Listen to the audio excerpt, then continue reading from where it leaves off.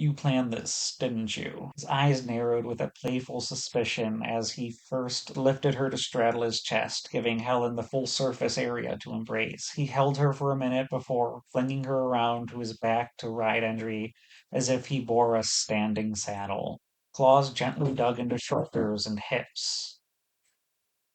It was not a sensation he hoped for, but it was almost therapeutic. The pressure points they nestled on. "Steady now, warm boy," she whispered. "Don't drop me before I meet my God." It was all Helen could muster as she pointed to a path crisscrossing down the valley walls. Endry felt her press into his back. She felt like a cool leather harness, weighted and awkward, but in place firmly. He grabbed her wrists to keep her secure and began their descent into the valley below. In response, he was met with silence, save the shifting grit beneath his toes.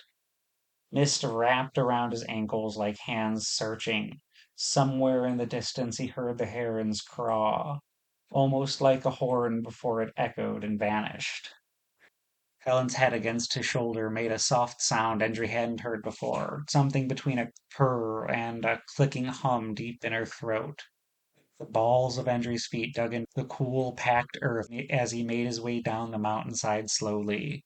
He could not help but let his mind wander.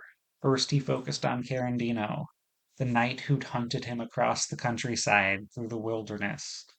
Then it was Helen, and the counsel that seeped into his mind, the control they had over him in one way or another.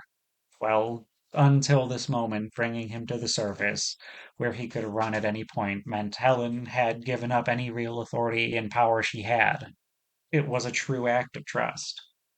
Finally, he daydreamed of Kiara, eyes full of wonder, until the monstrous gray patch loomed beside the memory, a reminder of the child he'd betrayed and the destruction he'd caused.